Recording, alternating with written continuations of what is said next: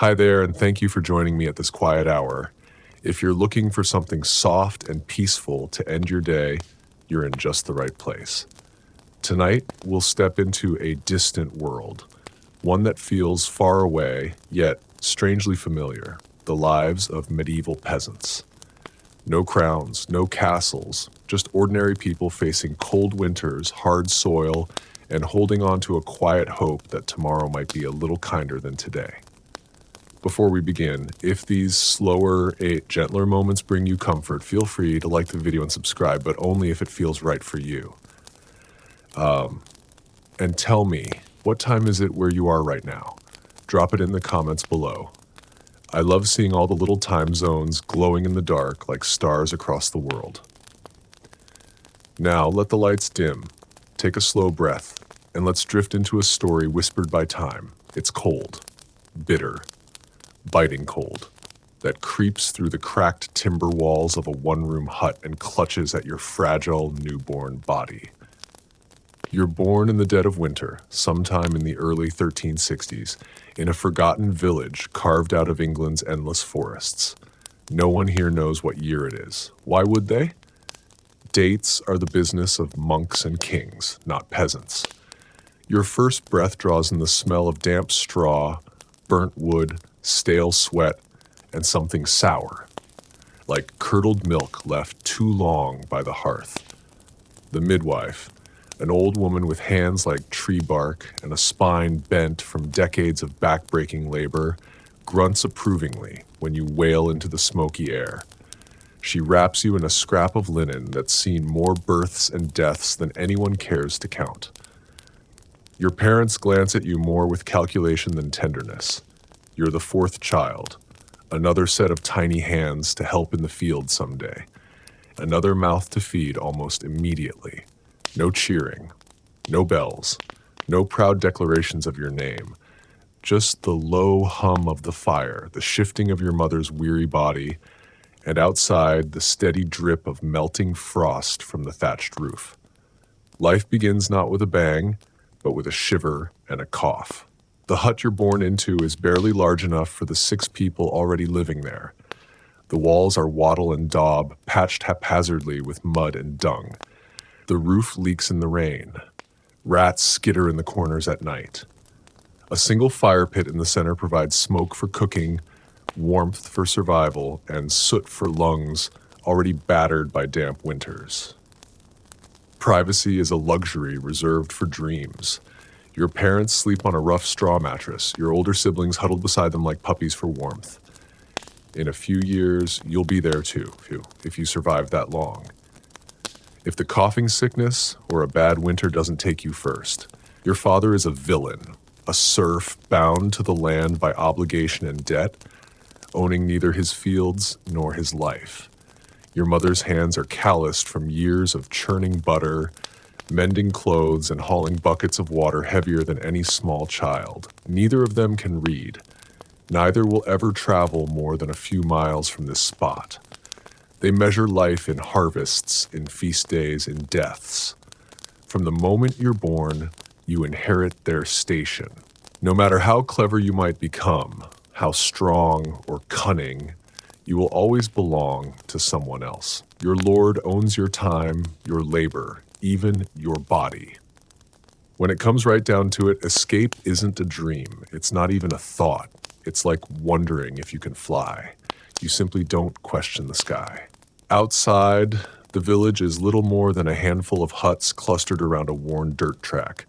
There's a crumbling church, its stones slick with moss and age, where the priest preaches in Latin. None of you understand. There's a communal oven for baking. What little bread the village can spare.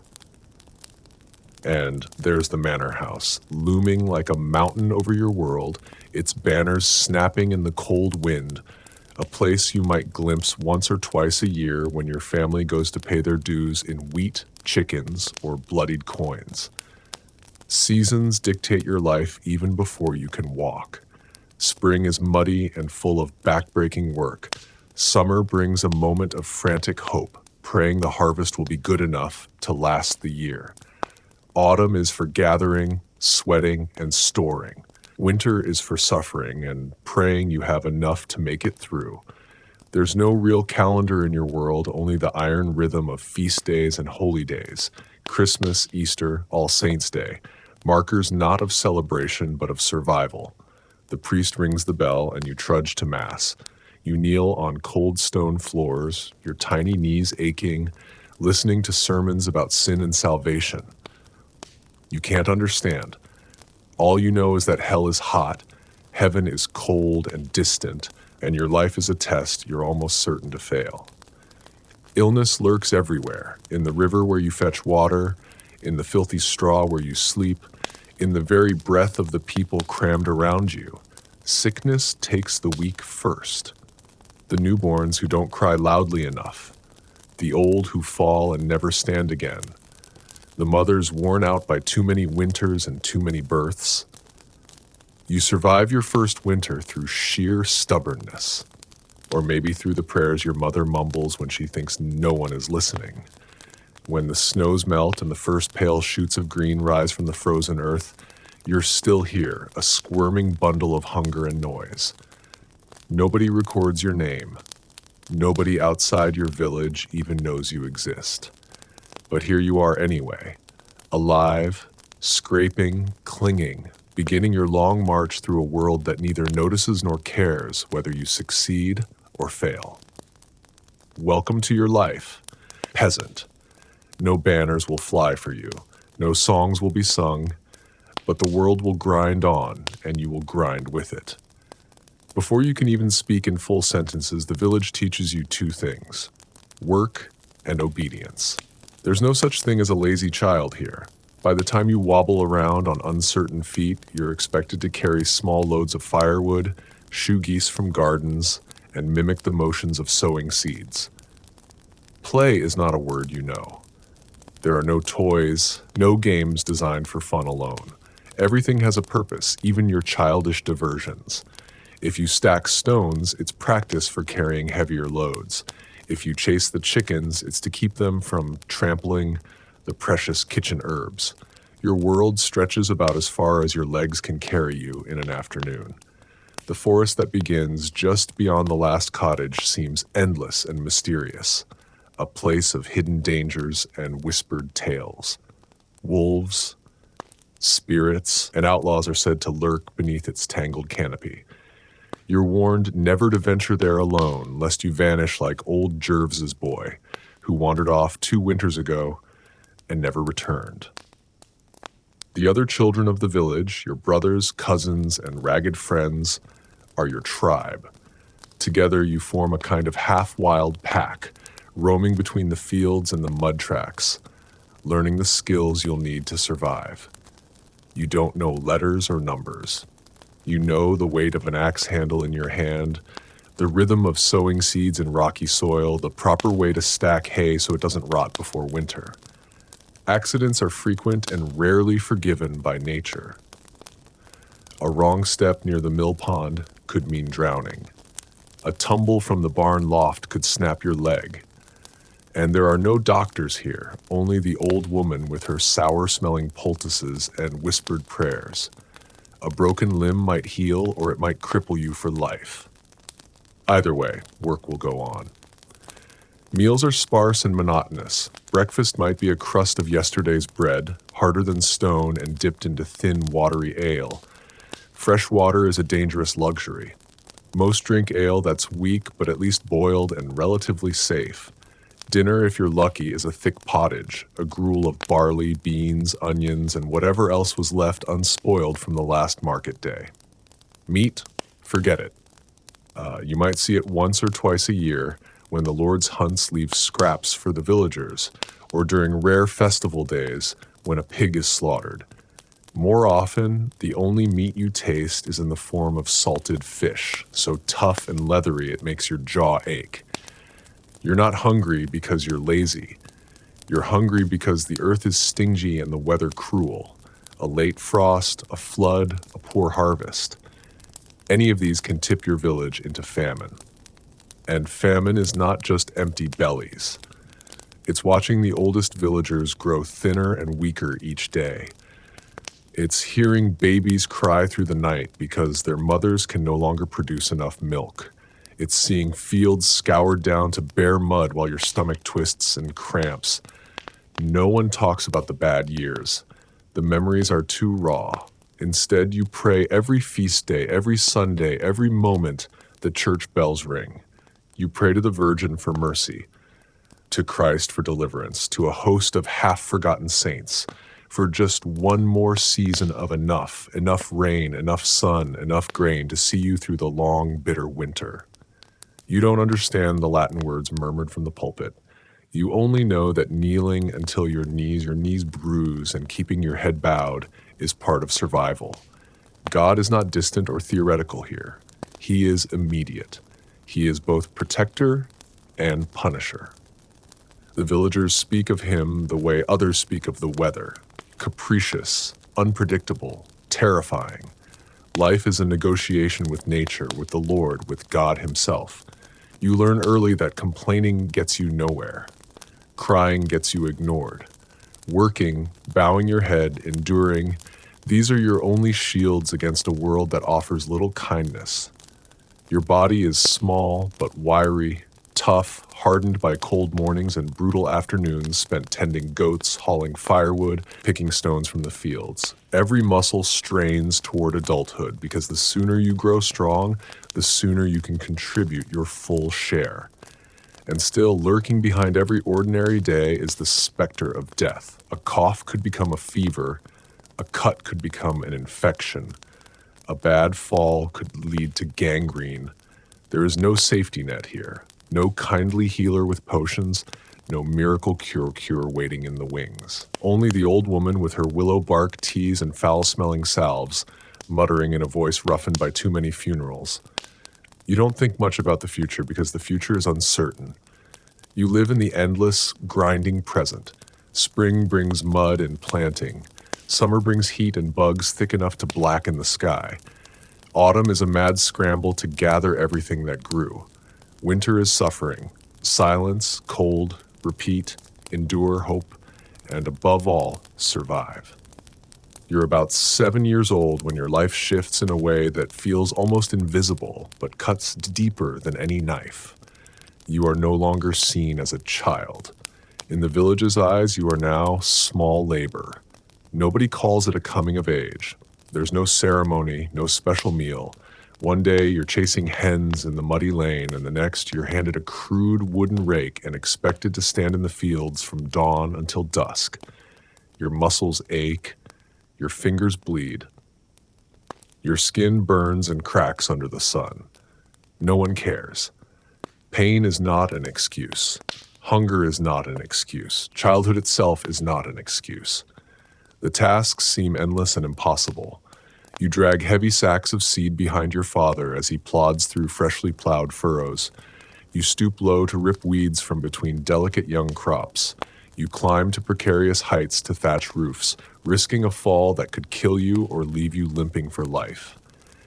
You are a cog in the great, creaking machine of survival, and machines do not rest because they are tired.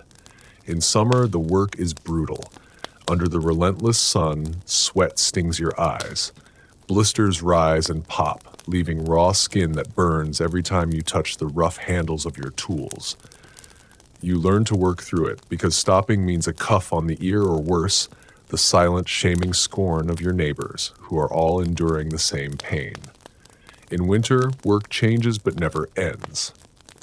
You chop firewood until your fingers are so numb you can hardly hold the axe. You help dig ditches for drainage, often breaking through frozen earth with nothing but crude iron tools. The cold gnaws at your bones, leaving you shaking so hard you can barely keep upright. Still, you work. What else is there? Schooling is a fantasy. A handful of boys, sons of wealthier peasants or minor officials, might learn a few letters from the parish priest. You, like almost everyone you know, will live and die without ever reading a single word. The written world is for monks, scribes, and nobles. You are anchored to the earth, and the earth does not write. But you do learn. You learn the ancient, brutal wisdom of the fields. You learn that wheat planted too late will rot under the frost. You learn to watch the clouds and smell the rain before it comes. You learn the art of twisting rope from hemp, the best way to stack firewood so it dries faster, the quick flick of the wrist needed to snap a rabbit's neck cleanly, if you ever catch one in a snare. You learn to endure, not to question. Around you, the rhythms of life thrum in their endless cycle. Marriages, births, deaths, crops planted, harvested, milled. Lords arrive to collect taxes. Priests arrive to collect sins. You notice the toll that time takes on everyone. A boy who once raced you across the common green now limps permanently from a poorly mended injury. A girl you once splashed with mud now carries a baby at her hip, her face hollowed with hunger and exhaustion. The seasons carve their stories into your skin, sunburns that peel away in sheets, calluses so thick you can drive thorns into your hands without bleeding, scars from careless slips of the scythe. And you grow tougher, if not taller. By the time you are 10, your days are no easier, but they are no longer new. Pain is ordinary. Fatigue is constant. Every morning is a test, and every night is a small, grim victory. You live through another day. Festivals provide tiny islands of brightness in a gray sea. May Day brings a wild celebration with dancing and green garlands, though the feast is meager. Midsummer's Eve is a rare night of bonfires, music, and whispered promises made in the shadows. Harvest festivals are sacred, marking the brief period when the granaries are full and the danger of hunger retreats for a while. On those days, the village breathes easier, flows, songs rise, and for a few precious hours, you almost forget the hard march of the seasons. Almost. Because even in the middle of laughter, you can see the priest standing at the edge of the crowd, stern and watchful, reminding everyone that joy is fleeting and sin never sleeps. The church bells toll every Sunday without fail, summoning the village to confession, to penance, to prayer. You kneel until your knees throb, your head bowed not from reverence, but exhaustion. The priest speaks of heaven and hell, but to you, heaven seems distant and hell feels very close. Hunger, disease, loss, you've seen them all firsthand. You pray because that's what you were taught to do. You pray for your father's aching joints, for your mother's hacking cough, for the wheat to grow and the rains to fall, and the wolves to stay away from the flock. You pray without really knowing if anyone listens, because what else is there? No kings will ride to save you. No miracles will lift you from this earth. Your hope is in your own two hands, your family's endurance, and the faint, desperate wish that this year won't be as bad as the last. You don't dream of riches or castles. You dream of a harvest so good that your belly will feel full for more than a single day. You dream of a winter where no new graves are dug. You dream against all odds of simply surviving. As you grow into your teenage years, you realize something else that weighs even heavier than the endless work. You are not free. You probably never thought much about it before. Freedom is an idea so far removed from your daily life that it might as well be another world entirely, like the heaven the priest speaks of. But as you gain strength, as your arms thicken from swinging sickles and your back knots from hauling bundles, you start noticing the invisible chains that bind you. You belong to the land, not in some poetic spiritual sense. Literally. You are a villain, a serf tied to your lord's manor just as surely as the oxen are tied to their plow. If you try to leave, if you abandon your village in search of better fields or kinder masters, you are a criminal, a fugitive. You can be tracked, caught, beaten, and dragged back to toil under the same sun, on the same soil, under the same indifferent lord. Your life is not your own, and it never was. The fields you break your back for are not yours. They are the Lord's. Half of what you grow is taken as rent. Half of the livestock you raise, the eggs your chickens lay, the apples you pluck from the few battered trees, all of it can be claimed by your lord at his whim. The best parts are sent to the manor. The scraps are left for you and your neighbors to squabble over. There's also the corvée, mandatory labor days where you and the other peasants are summoned to build roads, repair bridges, or work the Lord's private lands. No pay, no choice.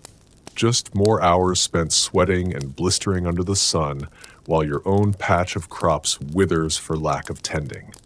The taxes are endless. Grain tax, hearth tax, marriage tax if you ever hope to wed.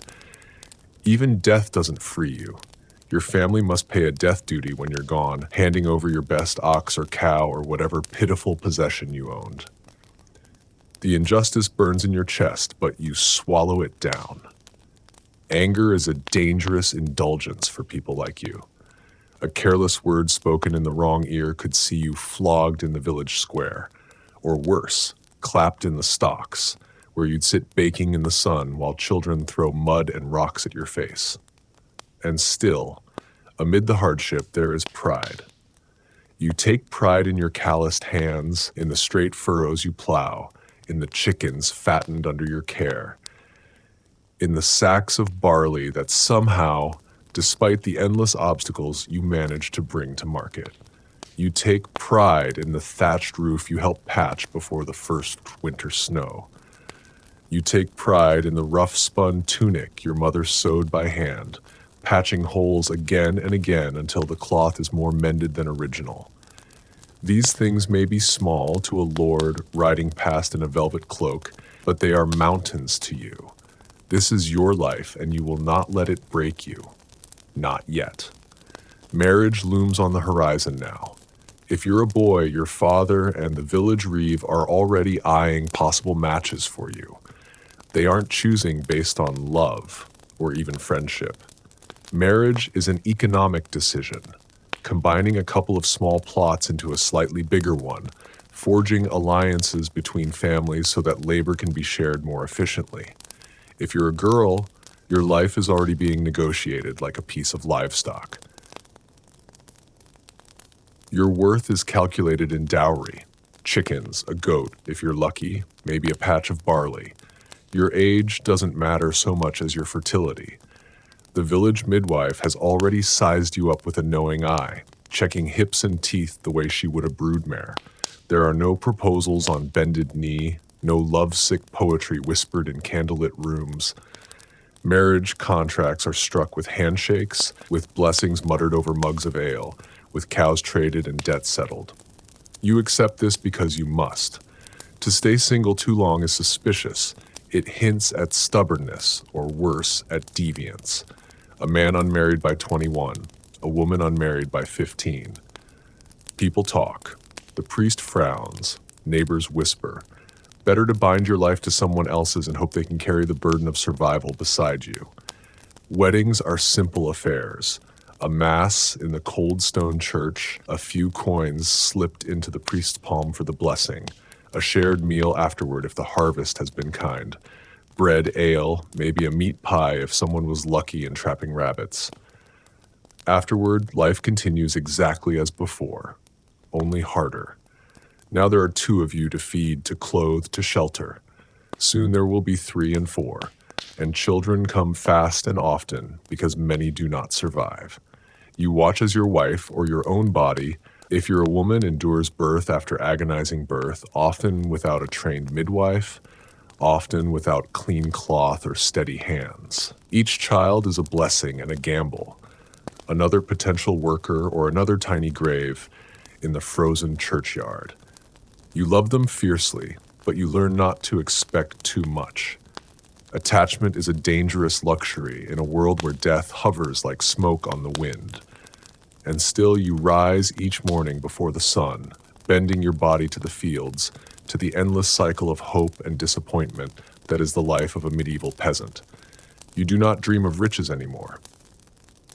You dream of enough food to fill your children's bellies, enough wood to keep the fire burning through January, enough health to see one more spring, enough strength to die with your boots on. And maybe, just maybe, a priest at your deathbed to mumble the right words in time to save your soul. You learn quickly that the world beyond your village is both vast and dangerously irrelevant. Travel is rare for peasants. You live and die within sight of the same crooked trees, the same weary fields, the same narrow river that cuts its lazy way through the marshes. The road that winds past your village leads to other towns, other manors, but it might as well lead to another planet. Why would you leave? You are tied to the land, both legally and practically. You owe labor and rent to your lord. If you vanish, the baif will hunt you down like a lost sheep. Worse, traveling is expensive and perilous. Bandits haunt the forest tracks and wolves prowl the edges of lonely fields at night. Every crossroads could hide a thief. Every innkeeper could be a cheat. Besides, you have no coin to spare. The little money you scrape together selling surplus eggs or bundles of firewood vanishes quickly. Rents, tithes, ale, a bit of wool in the winter to patch holes in your only tunic. On rare occasions, a traveling merchant sets up a rough stall near the village green. His wares seem like miracles. Brightly dyed ribbons, tin spoons, small polished mirrors. You stare at them with wide eyes, knowing they are forever out of reach. You barter when you can. A few eggs for a length of rough cloth, a handful of carrots for a small iron nail. A rare and precious thing, coins themselves feel almost mythological. More often, barter is your only currency. The rare glimpse of nobility leaves a deep mark on you. Maybe once a year, the Lord's hunting party rides through the village. Their arrival is heralded by the barking of hounds, the clatter of hooves, and the gleam of steel and silk.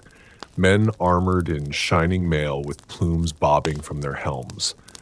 They thunder past while you and your fellow villagers scatter like frightened birds. You're expected to bow low as they pass, not meeting their eyes, head bent so they can ride by without seeing the dirt and hunger etched into your faces. Sometimes you wonder what it would feel like to sit atop such a horse, wrapped in furs, a sword at your hip, the world bowing before you. But the thought is dangerous. It brings only dissatisfaction. And in your world, dissatisfaction can be fatal. You hear tales from the older villagers of serfs who rebelled, who refused to pay taxes or tried to flee. Stories of men dragged back in chains, lashed to within an inch of their lives, made examples for all to see. You learn that patience and obedience are survival tactics, not virtues. Even speaking ill of your lord over mugs of weak ale in the darkness of your hut requires glances over your shoulder. The lord's reeve, his steward, and even his baifs pass through the village regularly, gathering dues, enforcing laws, listening for whispers of dissent. You live under invisible watchmen, and if you ever forget it, there are always the stocks in the village square, empty but waiting. Religion offers you both hope and terror. The church is the one stone building in your world, looming gray and cold over the mud huts like a fortress. Its bell tolls not just for Mass, but to mark the rhythms of your day. The angel at sunrise, the call to prayers at noon, the solemn tolling at sunset. Inside, it's no warmer than outside. The stone walls weep moisture. The wooden pews are hard and unforgiving. Candles sputter weakly against the gloom. The priest speaks in Latin, a language as mysterious to you as the stars. His sermons are long, winding lectures about sin and salvation, about hellfire and damnation. What time are you watching this video? Is it the evening after a long day, or is it late at night when everything around you is silent? Whatever time it is, I'm really glad you're here with me. You don't understand every word, but the tone is clear enough. You are a sinner. You were born a sinner. You will likely die a sinner. Your only hope lies in confession, penance, obedience, and the intercession of the saints, whose wooden statues stand along the walls, staring down at you with blank, pitiless eyes. The Virgin Mary is your favorite. She seems softer, kinder, less terrifying than the bloodied Christ hanging above the altar. You mumble prayers to her at night, especially when your mother coughs in her sleep or when the wind howls so hard it feels like the very sky might rip apart. Saints are local celebrities. Each village tends to have its favorites. St. Cuthbert for healing, St. George for courage, St. Sebastian for protection from plagues. Small offerings, wildflowers, candles, crude carvings pile up at their shrines. Your life is a tightrope strung between desperation and devotion. You cannot read the Bible. You cannot interpret doctrine. You rely entirely on the priest to tell you what God wants. And because the priest speaks for God, his word is law, second only to the Lord's. Confession is mandatory. You kneel on splintered wood, heart pounding, whispering your sins, stealing an extra crust of bread, skipping a prayer, harboring anger toward the reeve. Penance follows. 3 days fasting, a dozen prayers, a pilgrimage. If your sin is grave enough, you perform these tasks not out of love, but out of fear. Hell is not an abstract idea. It is a daily terror, fiery, eternal, waiting just one misstep away. And in a world where your body already suffers so much, the idea of unending torment after death is more horrifying than you can bear to imagine. So you obey, you bow, you confess, you scrape by, hoping that maybe your soul will find a place of rest when your bones are dust. As the seasons grind on, so too does your body. By your early 20s, your hands are a roadmap of scars. Your back aches in the mornings, and your knees creak when you bend to tie your shoes, or what's left of them. Most peasants go barefoot much of the year, even into the early chills of autumn, because leather is precious and must be saved for the winter months. Despite your youth by modern standards, you are already what today would be considered middle-aged. Marriage solidifies your existence into a new rhythm. If you're a man, you work the same strips of land your father did, paying rent in wheat and barley, in labor and loyalty. If you're a woman, your days are a brutal ballet of childbearing, weaving, cooking, tending gardens, and surviving. Children come quickly, too quickly. Sometimes each pregnancy is a gamble. Will the child live? Will the mother survive? The midwife is there with her salted prayers and bundles of herbs, but there is only so much she can do. If a birth goes wrong, there's no surgeon waiting with sterile instruments. There's just blood, screaming, and a silent, grim-faced priest ready to baptize a dying infant. And yet the children come. If they survive the deadly first year, the cradle-grave period, they become the next set of laborers. Tiny hands learning to weed gardens, chase chickens, fetch water, and clean hearths. You teach them the same way you were taught, without tenderness, without time for coddling. Every hour matters. Every mouth must earn its keep. You work side by side with your children in the fields. You watch their faces burn under the sun, their fingers crack from the cold. You see your life mirrored in theirs and feel both pride and a deep, aching sadness. You don't have the luxury to name. You live for the seasons. Spring means plowing and planting. Summer means long days of weeding and chasing off crows. Autumn means harvesting from dawn until dusk, until your fingers bleed. Winter means survival, always survival. In winter, the world shrinks to the size of the hearth. Days are short, nights are endless. The winds scream through the trees like angry ghosts, and the village huddles closer together, not for warmth, but for shared human presence, a reminder that you are not yet alone. Food stores dwindle. Rats gnaw at the edges of sacks. You ration everything. No one eats their fill. No one dares. A pot of thin pottage simmers over the fire most days, gruel made from whatever dried peas, oats, or cabbage you manage to save. Meat, if any, is a tough, stringy memory of better months. Sickness thrives in the cramped, damp conditions. Fevers spread, coughs deepen into death rattles. You lose neighbors. Sometimes entire families vanish in the span of a month, the smoke from their chimneys snuffed out like a candle. And through it all, the church bells continued to toll for births, for deaths, for mass, for reminders that God's mercy must be begged for constantly. Confession becomes more desperate in winter. After all, no one wants to die with a soul stained by sin. You kneel on frozen stone floors, praying your sins are not too heavy, that your confessions are not too late. Because death is not a distant thing here. Death is a neighbor, an occasional dinner guest, a figure lurking just outside the doorway, waiting patiently. Yet even in the harshest months, there are moments of small, stubborn joy.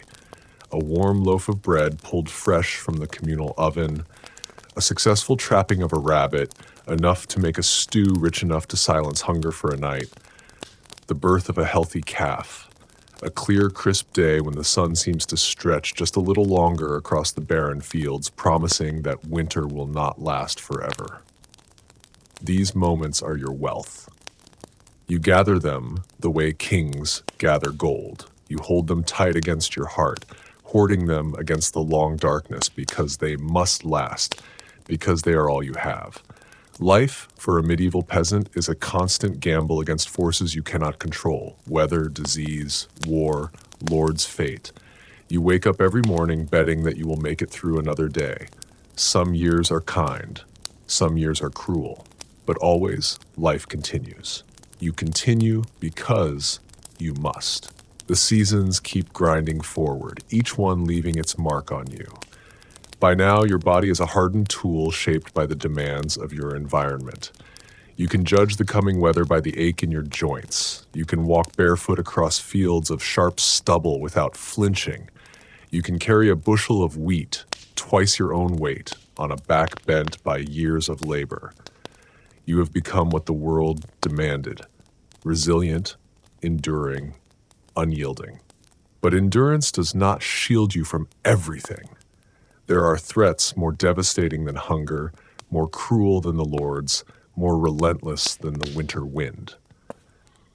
The first is disease. Plague is a word that makes even the toughest men blanch. You hear the whispers long before it reaches your village, rumors carried by traveling merchants, by priests with trembling hands, by refugees begging for scraps at the edge of the forest. At first, you don't believe it. You want to think the sickness is just another bad harvest rumor, the kind that blows over like a summer storm. But then the coughing starts. One family falls ill, then another. The sick are shunned, their doors marked with crude symbols or left swinging open in grim acknowledgement. The village priest hurries from hut to hut, administering last rites as fast as he can mutter the Latin words. You are told not to visit neighbors, not to gather at the communal well, not to leave offerings at the church door without washing your hands in vinegar if you can find any. It doesn't help. The sickness moves faster than you can avoid it. You watch as the strongest men you know, men who could plow a field in a day, who could wrestle a bull to the ground, wither in hours, their bodies racked with fever and blackened sores. You hear the wet rattle of death in the night. You smell the sour stench of decay, even when the windows are shuttered. You bury more neighbors than you can remember, sometimes 3 or 4 to a pit dug hastily behind the churchyard. You pray harder, you fast longer, you offer what little you have to the saints. Still, death comes. It always comes. The second great enemy is war. The second great enemy is war. Little to do with kings and crowns. You care little for who sits on a distant throne. But war has a way of finding even the smallest, most forgotten corners of the world. It begins subtly. The reeve demands more grain for the Lord's soldiers. The best oxen are taken to pull wagons of supplies. Men are conscripted, torn from their fields to fight wars they barely understand. If you are unlucky enough to be chosen, there is no arguing. You are handed a pike, perhaps a padded tunic if your lord is generous, and marched off with little more training than what a village brawl might teach. If you survive the battles, an enormous if, you return to a village diminished, with your fields overgrown, your family weaker, your future even more uncertain. And if armies pass through your village, God help you. Soldiers, both friend and foe, take what they want: chickens, bread, ale, daughters. They burn houses for firewood. They leave disease and hunger in their wake. Your tiny, fragile existence is crushed beneath their boots as if you were nothing more than an ant. You were nothing to them, just another piece of earth to be conquered, consumed, and discarded. And yet, amid all this horror, life continues. Babies are born, fields are planted, songs are sung.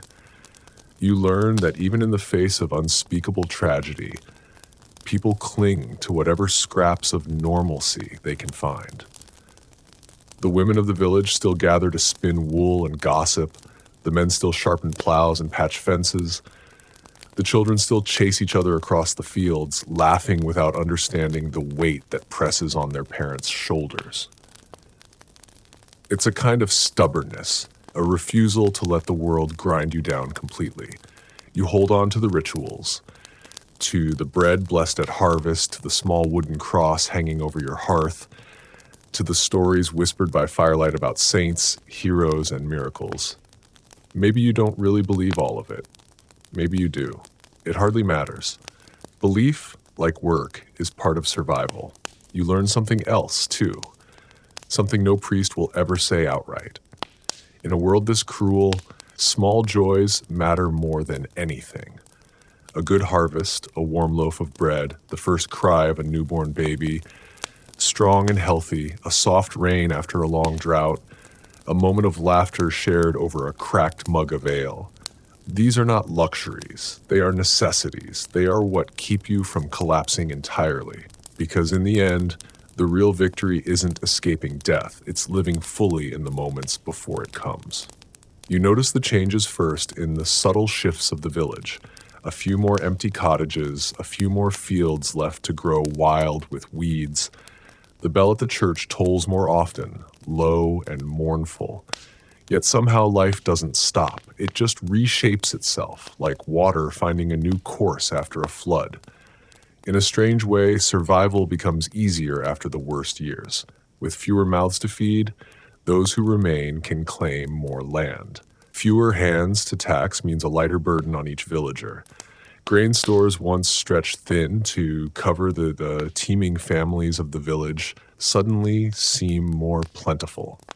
You find yourself with a little more bread, a little more wool, a little more meat. For a moment, it almost feels like hope. But hope is a dangerous thing for a peasant. It's during these strange, uncertain times that you notice something else, a growing sense of your own worth. Not as an individual, necessarily. The idea of individual rights would have sounded laughable to your ears. But as a group, the peasants begin to sense that maybe they are not as powerless as they once thought. When the Lord demands higher taxes to pay for another of his petty wars, the village reeve finds himself arguing with groups of peasants who murmur about fairness, about hardship, about rights. When the local priest rages from the pulpit about obedience and loyalty, the congregation's murmured amens feel thinner, less wholehearted. It is the slowest of awakenings. No one stands on a hay bale shouting for revolution. No one dares defy the Lord outright, but the seed is planted. The idea that maybe, just maybe, the peasants deserve more than endless suffering. You are not alone in these thoughts. All across England and much of Europe, peasants begin to grumble louder. They are weary of taxes, weary of wars, weary of dying like flies, while the Lord's feast and the priests grow fat.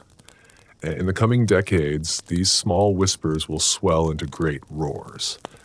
Peasant revolts, demands for better treatment, bloody clashes that shake kingdoms to their roots. But for now, you are just one more soul shivering in a draughty hut, wondering if life could be different. You wonder, too, about things you were taught not to question. Why must you toil endlessly when the Lord's sun rides past, laughing atop a glossy horse? Why must you pray for mercy from a God who seems to favor the rich and punish the poor? Why does a single slip, a missed tithe, a mumbled insult, a stolen chicken lead to punishment as brutal as any crime? The questions fester like an old wound. But still you work. Still you pray. Still you hope, because what else can you do? Amid all the struggle, there are still moments of connection that make the grind bearable. You gather with neighbors for harvest feasts, drinking ale until your ribs ache from laughing at old jokes. You sit by the fire with your family, telling stories passed down through generations. Tales of heroes who outwitted tyrants' life, of clever peasants who tricked cruel lords, of humble men and women who found favor with the saints. You watch the seasons change. The golden flush of autumn, the stark skeletal trees of winter, the bright explosion of green in spring, the buzzing fullness of summer. The world is a hard place, but it is also endlessly beautiful if you have the strength to see it. Sometimes, in the rare, quiet moments when the fields are plowed, the animals fed, and the hearth lit, you allow yourself to dream, not of castles or crowns, but of simple things. A life without hunger, a winter without death, a Lord who might see you as more than just another pair of calloused hands. You know it's foolish, but even foolish dreams have their place, especially in a life where reality is so often cruel. You survive because you must. You endure because you have no other choice. And somewhere deep inside you, deeper than hunger, deeper than fear, there is a stubborn spark that refuses to go out. The same spark that once made men build their first huts from mud and straw. The same spark that might one day build something greater, something better, something worth all the suffering. But for now, you rise with the dawn, bend your back to the plow, and walk the worn path your ancestors trod before you. Because it is the only path you know, because it is enough, because you are still here. If there's one constant you can count on in your life, it's the land. It demands everything and gives little, but it is the anchor around which your entire existence turns. Spring comes with a fury of tasks. Before the last frost fully recedes, you're out in the fields, hacking at the hard ground with heavy wooden plows strapped to lumbering oxen. The soil is stubborn and heavy, clinging to your boots and stealing your strength with every labored step. Planting must be timed with agonizing precision. Too early, and a surprise frost will kill the seedlings. Too late, and the crops won't ripen before the bitter chill returns. You sow barley, rye, oats, staples that will, if the weather holds, form the backbone of your meager survival. Wheat is more valuable but trickier to grow. You reserve the best, sunniest strips of land for it, praying under your breath as you cast the seeds by hand. Every handful of seed feels like a gamble. Every furrow is a prayer. As the seasons warm, the village bursts into a frenzy of life. Animals breed, filling the pens with squawking, squealing chaos. Gardens must be planted too. Plots of cabbage, leeks, onions, garlic. Crops you'll lean on heavily when winter drains your strength and spirit. There's no such thing as a quiet day. Even children too young to sow are put to work, chasing birds from the fields, carrying water to the laborers, gathering sticks for fuel. Your skin darkens from sun exposure, toughens until it feels more like leather than flesh. Insects swarm, sweat stings your eyes, you scratch flea bites until they bleed, knowing that infected wounds can easily spiral into deadly fevers. Still, you labor because missing a planting season is not an inconvenience. It is a death sentence. By high summer, exhaustion becomes a constant companion. You move through your days in a haze of hunger and heat, counting time not in hours but in tasks. First light, milk the goats, muck the pens. Mid-morning, haul water from the well, weed the crops, mend the broken tools. Midday, stagger through the heat, repairing the stone walls that keep animals out of the fields. Evening, gather wild berries if there's time. Tend the hearth. Collapse into sleep the moment your body stops moving. Leisure exists only as stolen moments, a gulp of cold water under a shady tree, a hurried conversation with a neighbor about the coming harvest, a rare smile traded with your wife over a half-shared memory of a younger, lighter day. Then comes the harvest. Harvest season is a hurricane that engulfs the village for weeks. You rise before the sun and don't lay down until the stars scatter across the black sky. Every able-bodied soul, from stooping grandmothers to children barely tall enough to carry sheaves, is pressed into service. Sickles flash like fish scales in the sunlight. Grain falls in waves, piled into great mounds that must be bundled, carted, threshed, and stored before the autumn rains ruin everything. The Lord's share comes first. You load the fattest sheaves onto the manor carts, handing over your best oats, your finest wheat, under the baleful eyes of the steward. Your family's survival comes second. If there's enough left, you work yourself to the edge of collapse, because you know that what you harvest now must sustain you through a winter that offers no second chances. There are no grocery stores, no emergency reserves, only the thin layer of grain, salted meat, and dried beans that stands between you and starvation. Yet harvest season is also a time of brief, wild celebration. Once the grain is in, the village erupts into a rough, joyous festival. There is music, pipes and drums beaten on worn skins. There is dancing, wild and clumsy and exhilarating. There is food, fresh bread, pies stuffed with whatever meat or berries could be spared, even precious hoarded ale spilled in laughter and generosity. For a few precious hours, the weight lifts from your shoulders. You are not just a laborer, a tax burden, a speck of dirt in the Lord's ledger. You are part of something bigger, a community, a tradition, a people who endure. You sing songs you don't fully understand, songs older than your grandfather's grandfather. You hold your wife's roughened hand in yours and spin her around the village green until both of you are laughing too hard to stand. You watch the children run shrieking between the bonfires and for a brief moment dare to hope that maybe, just maybe, they will have an easier life. Of course, the dawn after the festival is brutal. You wake with a pounding head, a mouth dry as dust, and blisters raised from dancing barefoot on the hard-packed earth. But you also wake with a small, stubborn sense of defiance burning in your chest. You have celebrated. You have harvested. You have endured another year. No tax, no famine, no lord or priest can take that away from you. You tie your boots, pick up your worn sickle, and walk back into the fields, because the land still needs you, because winter is coming, because life, grim, glorious, grinding life, marches on, and you, peasant, will march with it. The year slips away from you like water through your fingers. You feel it in your bones, in the weight of your tired body, in the grinding of your teeth as you sleep. Time is no longer marked by the months, but by the tasks that must be done and the inevitable passing of the seasons. Autumn arrives with its deep golden light, a brief reprieve before the long, cruel winter. You spend the harvest days working hard to store the last of your crops and can preserve what little meat you have left. Canning, salting, smoking, any method to keep what you can from the harsh, hungry months ahead. The village grinds along, the same steady rhythm of labor, just a little quieter now as the days shorten and the fields fall silent. You know this is the time to prepare, for winter is a hard beast and it will come fast.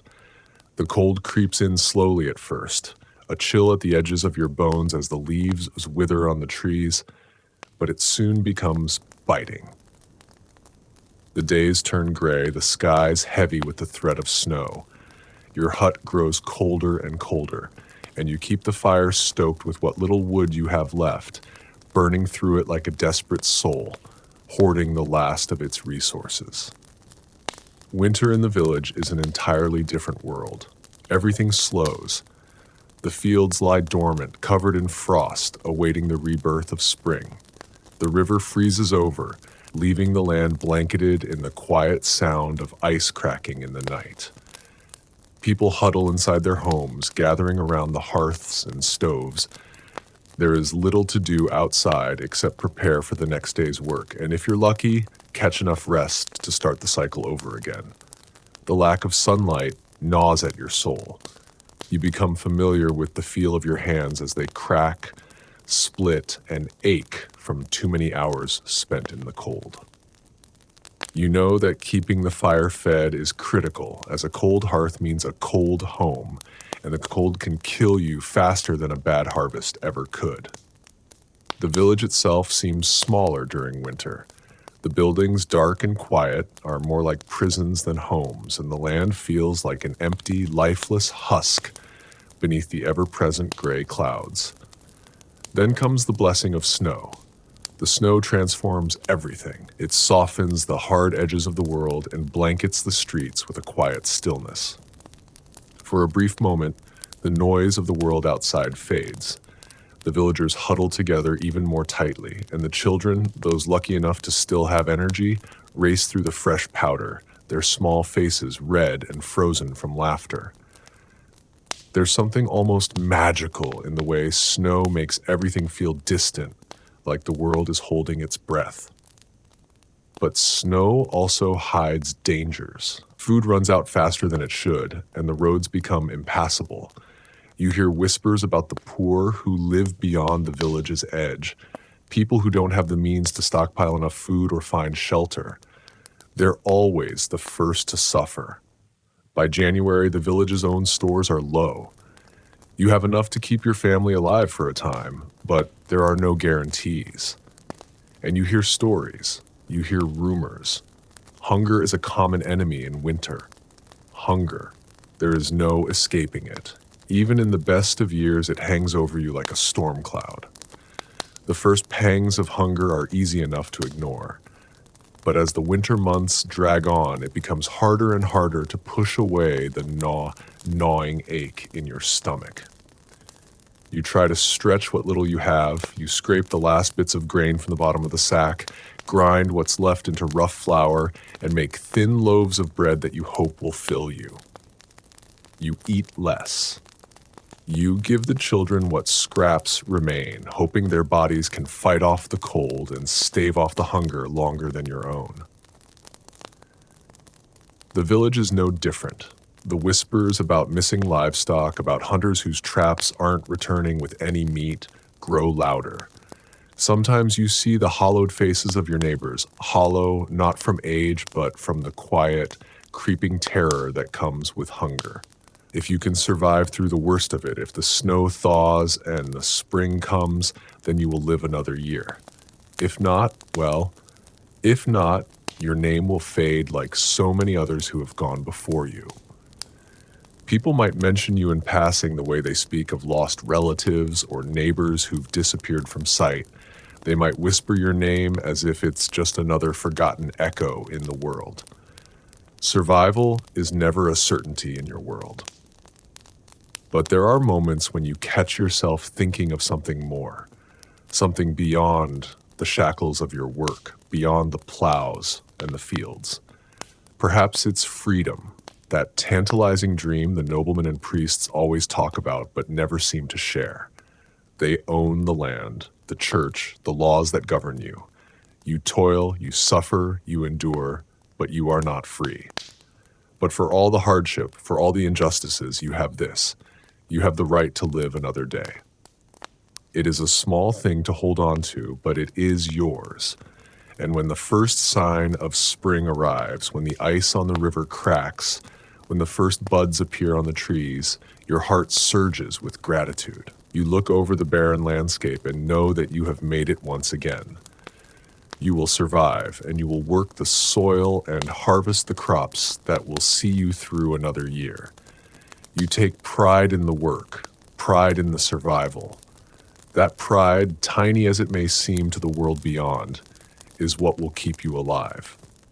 The first signs of spring are a miracle, almost divine. When the snow finally begins to retreat, when the heavy grip of winter releases its hold on the village, it's like a floodgate of possibility opens. For the first time in months, the earth beneath your feet feels solid and warm, not frozen and unforgiving. The air smells different, fresh, sweet, as if the world is taking a deep, careful breath after being suffocated by winter's breath. The hardest time of the year is over for now. Anyway, there's a feeling in the air as you take your first steps back onto the damp, muddy fields, an anticipation of something greater, something better. The work isn't over, but the worst of it is behind you. You can start looking forward to growth, to renewal, to that faint hope that this year might bring you something more than just surviving. But those hopes are brief. This is, after all, the life of a peasant. The work immediately shifts from the frozen, still landscape of winter to the frantic activity of spring planting. You rise early, before the sun fully breaks through the gray horizon, and you step outside to find the village already alive with sound and motion. The plows are pulled by oxen, heavy and stubborn, scraping across fields that now seem both fertile and terrifying. The task seems endless. The earth, still heavy with the cold from the past months, resists the plow. But you press on. The grains you plant are vital: barley, oats, rye, all necessary for what comes next.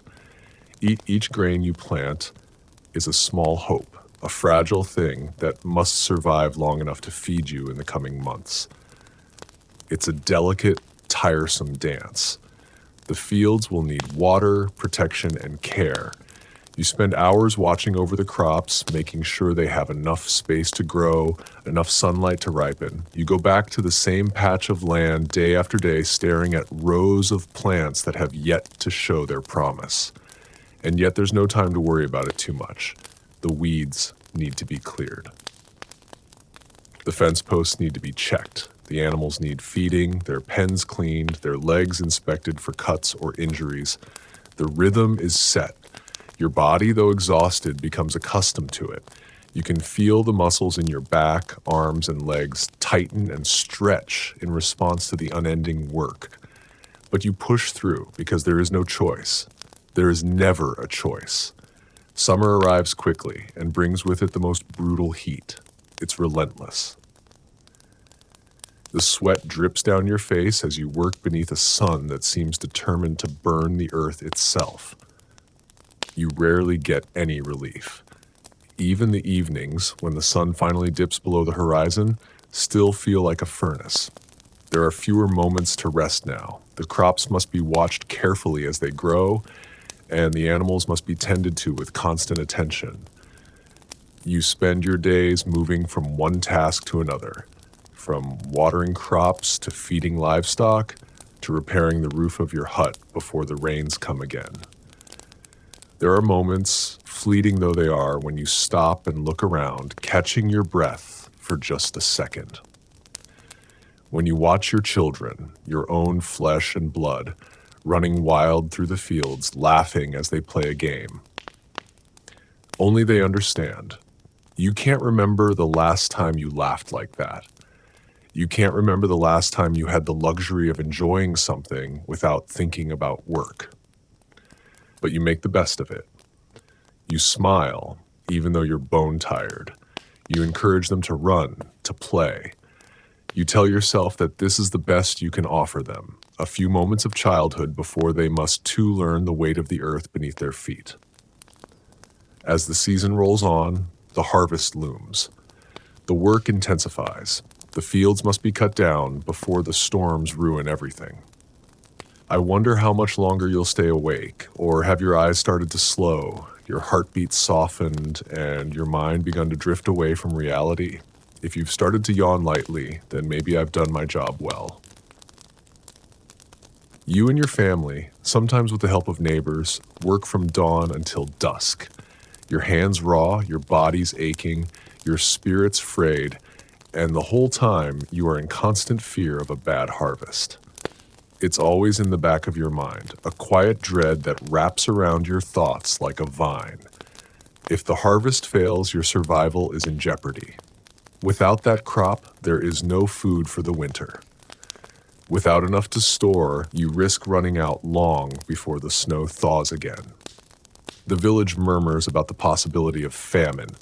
You hear talk about distant lands ravaged by disease, fields where crops failed because of blight, villages that saw their food stores emptied in a matter of weeks.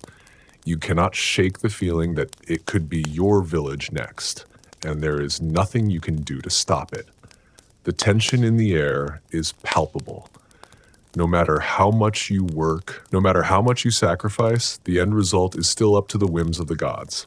The seasons, the unpredictable forces of nature that care nothing for your sweat and toil. And yet, you keep pushing. You keep planting, harvesting, sowing, praying. You keep working even when you feel like there's nothing left to give, because this is your life. It's the life of every peasant. But then, just when it seems like the world may crush you underfoot, you reach the harvest. The fields, after months of backbreaking labor, are finally ready. You've gathered what you can, and though the piles of grain might not be as large as you had hoped, there's enough. There's enough to keep your family fed, enough to trade at the market, enough to store away for the winter. Your body aches, but the satisfaction of a successful harvest floods you with a sense of accomplishment. Your hard work paid off despite everything. You look over the rows of gathered grain and know that for one more season, you have survived. You've done it. You've lived. The harvest is over, but the struggle is far from finished. With the fields cleared and the grain safely stored, or at least mostly safe from rats and rot, your focus shifts to winter prep. This is a time of critical importance because, in truth, you will not make it through the cold months without preparation. One misstep now, one failed storehouse or poorly repaired roof, and your family could be left exposed to the elements with nothing but the desperate remnants of a harvest already gone by. First, the firewood. Each family is expected to gather enough to last until spring, but it is not always enough. The trees in the village woods have already been thinned out over the years, and the deeper forest is restricted by the Lord's hunting rights. You and your neighbors often spend long, cold afternoons foraging for dead branches, cutting down what few trees remain in the surrounding area, or begging the Lord's forester for permission to take wood from a nearby grove. The wood must be chopped, stacked, and covered. It must dry before it can be burned. The longer you delay, the less fuel you'll have when the biting cold winds howl down from the north. Then there's the clothing. What little you have must be patched and mended. You check the wool blankets, the fur-lined cloaks, and the rough-hewn tunics. You are lucky if you've managed to keep some of the more resilient garments intact. But this is a time of wear and tear. Clothes are patched until the fabric can no longer hold, and some of the heavier garments simply don't survive another winter. For the first time in months, your mind turns to the children, and you realize just how quickly they've outgrown everything. The shoes are too small, the tunics are too tight, and the little ones shiver even under the warmth of the hearth. You trade what you have at the market, grain, eggs, perhaps a fattened chicken, to get what you can. A secondhand cloth, a worn but usable coat, maybe even a few extra scraps of wool. It's never enough. And then there's the meat. With winter fast approaching, the hunt becomes essential. Game is hunted and salted to preserve it for the long months ahead. Rabbits, deer, and wild boar are prized, but you're lucky to catch even a few rabbits. You and your neighbors learn to make do with what you have. Sometimes that's salted fish, sometimes it's a stew made from the last of the root vegetables. But every meal is carefully rationed, measured against the dwindling days before the first snow falls. As the days shorten and the sun sinks lower in the sky, you can't escape the creeping realization. The cold is coming, and it's coming with a vengeance. Your children notice it too. Their skin is paler now, their cheeks tinged with the unmistakable flush of chill that never quite leaves. The house, no matter how much firewood is thrown into the hearth, seems perpetually damp and freezing. The damp stone floor seems to leach warmth from your bones. Outside, the first light dusting of snow falls, just enough to remind you of what's to come. The winds grow harsher, and with each passing day, the nights lengthen, leaving the village in darkness for longer and longer stretches. The village priest continues his work as usual, his sermons as long and incomprehensible as ever. He speaks about the coming of the Christ child and the importance of keeping faith through difficult times. You nod along, though honestly, his words are just a ritual now. When your stomach aches and the cold gnaws at your bones, you know your survival is not in his hands or in anyone else's. You spend the last few weeks before winter wrapped up in constant preparation, racing against the elements. The firewood is stacked, the food preserved. Your children are kept indoors for as long as possible, their cheeks flushed from the chill, and their small hands numb from fetching water or gathering firewood. And then one morning, the snow arrives in full force. It's not the soft, gentle fall of snowflakes you might imagine.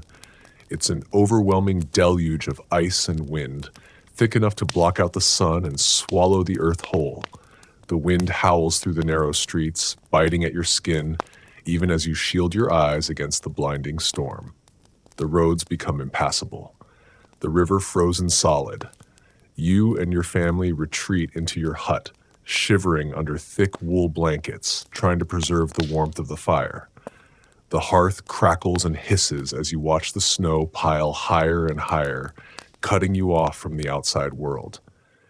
Inside, your family survives on what you've gathered: a few remaining chickens, dried salted fish, barley, and turnips. If you're lucky, there will be a meal each day, but you know the reality. If the storm stretches long enough, you could be forced to dig into your grain reserves earlier than planned, and that means a far leaner winter. The days drag on. No one visits. The few who have managed to travel through the snow, trudging through the white drifts to reach the village, arrive with thin, exhausted faces, and the whispers begin. The word famine begins to echo in hushed voices. The threat is ever present. It's not just the weather that will decide whether you live or die. It's how long the supplies will last, how long the village can hold out before the stores run dry. And still, you endure. You endure because it's all you can do. There's no other option. You huddle together with your family in the dim light of the fire. The children, still young enough to dream, play games of make-believe using bits of straw and sticks to form simple toys. You smile at their innocence, their joy. But you know deep down that in this world, no one is spared for long. No one lives forever. And survival is the only thing that matters in the end. You live through it all. Through the heat, through the bitter cold, through the hunger, through the pain, and when the first signs of spring arrive once again, you will begin again. For now, you hold tight to those fleeting moments of joy. When the fire crackles, when the children laugh, when the world outside seems far away. Winter, with its long, harsh grip, feels never-ending. The snow piles higher, blanketing everything, leaving the world eerily silent. Even the animals retreat into their dens, hiding from the brutal cold. You can't remember the last time the sun shone for more than a few moments. The days stretch on like dark, suffocating tunnels, and you feel yourself slipping into a kind of dull, hazy existence. The work has stopped for the most part. There's no plowing, no planting, no tending to the crops. But the work isn't really over. Winter might have frozen the earth, but it has not frozen the hunger. You become intimately familiar with the deep ache in your stomach, the gnawing, endless hunger that only grows worse as the months drag on. There's not enough food. There's never enough food. The chickens, the last of your livestock, have been eaten, their meat salted and stored, then rationed until only scraps remain. What you thought would be enough to last the winter was never enough. Not when the cold sucked the warmth from the hearth and the wind howled like wolves just beyond the door. At times, you wonder if your family will make it. How much longer can you survive on the bitter scraps that remain? Will the spring come soon enough, or will you run out of food before the thawing earth offers any respite? The question haunts you, chipping away at your will to keep going. Your children grow quieter. They do not ask for food, knowing there is little to offer. Instead, they huddle together for warmth. Their eyes dimmer than before, their bodies growing thinner, their cheeks a little more sunken each week.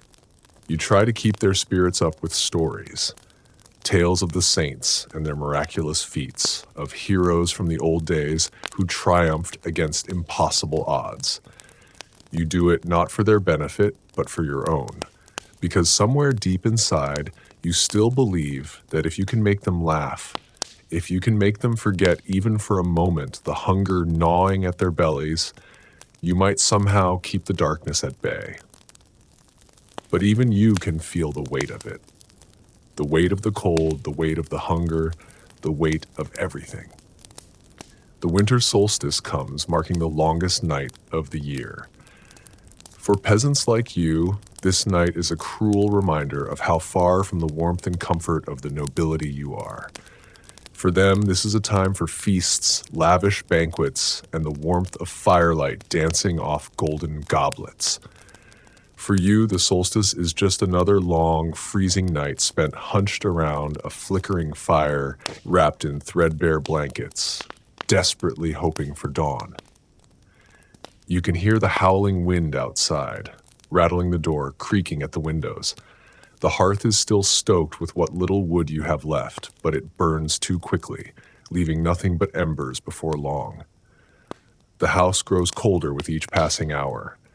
The night is silent, save for the crackling of the fire and the muffled sounds of your own breathing. You try to sleep, but it's difficult when your body is cold from the inside out, and your mind races with worries of what tomorrow will bring. You clutch your children close, their small bodies providing some comfort against the cold, but even their warmth cannot completely thaw the chill that has seeped into your bones. You dream of a warm spring, of food in abundance, of a life not bound to endless struggle. But in this life, dreams are a luxury. Survival is the only reality. By the time the snow begins to melt, by the time the first signs of spring crack the icy shell of winter, you are a different person. The toll of the months has worn you down. You have aged in ways you cannot describe. Your face hollowed, your hands more callous than ever. Your children, too, are changed. They are quieter, their laughter less frequent, their faces too thin, their ribs too prominent, but they're still here. You're still here. And when the first green shoots poke through the frozen ground, you know that you've made it through. The land is waking up. You feel the weight of the world lighten slightly, though it is far from gone.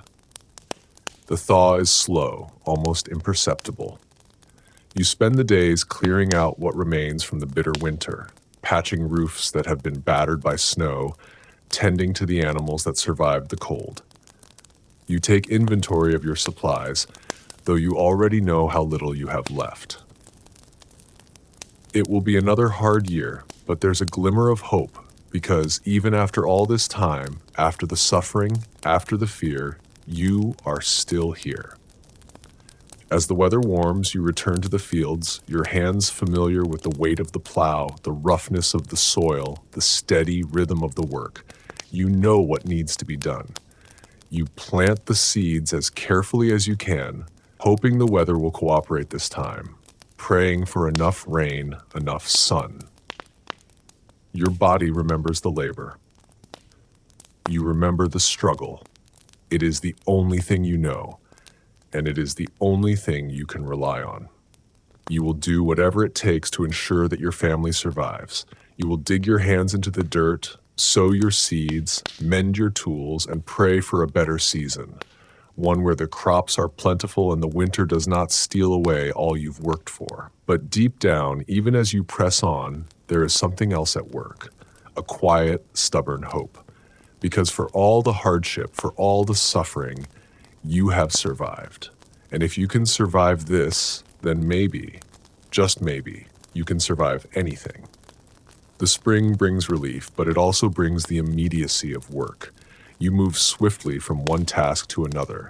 As the thaw softens the earth, your hands are already calloused from the months of winter's cruel weight, but now they are back to familiar toil. Sowing, planting, preparing. The village stirs with a newfound energy, as men and women, their faces worn by the past months, begin their work in earnest. There is a frantic pace to spring, a rush to plant before the rains come and the earth hardens again. The fields become a blur of activity where the hum of hoes against soil mixes with the calls of children chasing hens and the occasional bleat of a goat. It is the time to plant what will be your lifeblood for the coming months, and you do not waste a moment. The work is never simple. Even with a strong back and steady hands, there is always something more to be done. You pull your ox into the farthest corners of the field, plowing deep into the rich, fertile earth, tearing through the last vestiges of the frost. It feels almost sacred, like this is the one time each year when the earth cooperates with your needs. When the sky blesses you with the conditions you require to live, you plant barley, wheat, and oats, essential crops, each one vital to your survival. The grain will be harvested in late summer, just in time for the coming winter's hunger. The oats will feed your livestock. The barley will be your bread, your beer, your staple. But planting is only the beginning. The seasons are fickle. In early summer, the promise of a good crop begins to look distant as dark clouds gather in the sky. You feel a familiar tightness in your chest as the storm rolls in, thunder grumbling in the distance. You know what a downpour means. Too much rain can flood the fields, drown the seedlings, ruin everything. The rain comes, and it is relentless. It soaks the fields, turning the earth into a thick, soupy mud. You curse the sky, curse the rain, curse the endless wait for the sun. You watch helplessly as the young shoots of wheat and barley begin to drown in the pooled water. The earth seems to be eating your labor, swallowing it up in muddy waves. Your crops are delicate, easily destroyed.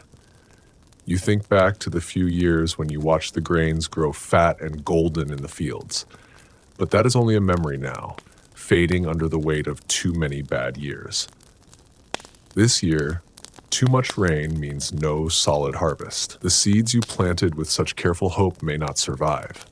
You can't control the weather. You can't control anything.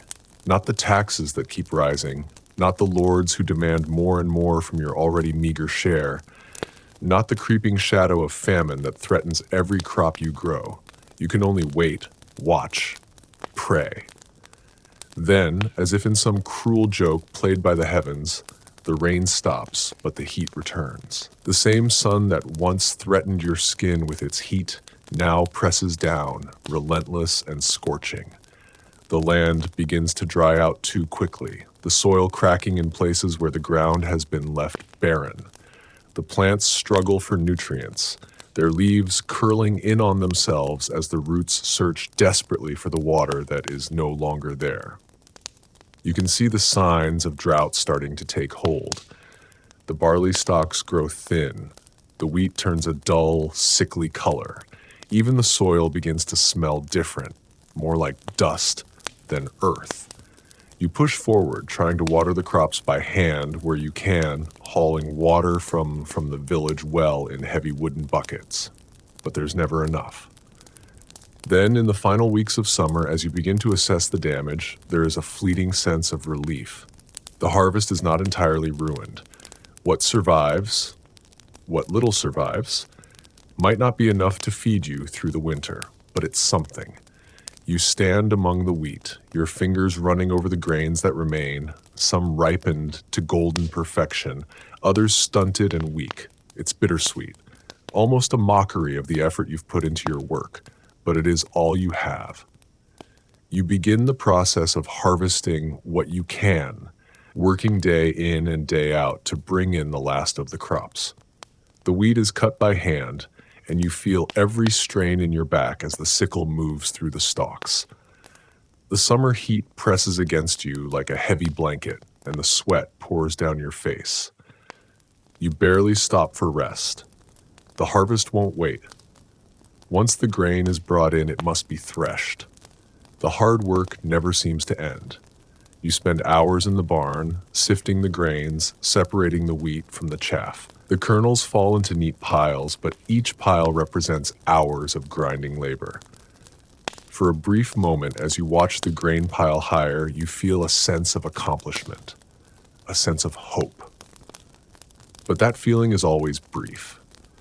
The grain might be enough to get you through the winter if the weather doesn't turn again, but it never truly feels like enough, does it? The bitter truth of survival is that you can never truly rest. Once the harvest is in, there are still repairs to be made, livestock to care for, and land to prepare for the next planting. You may take a moment's relief, but the next season always looms on the horizon, always waiting. You may not know when the next famine will hit or when the rains will come too early or too late.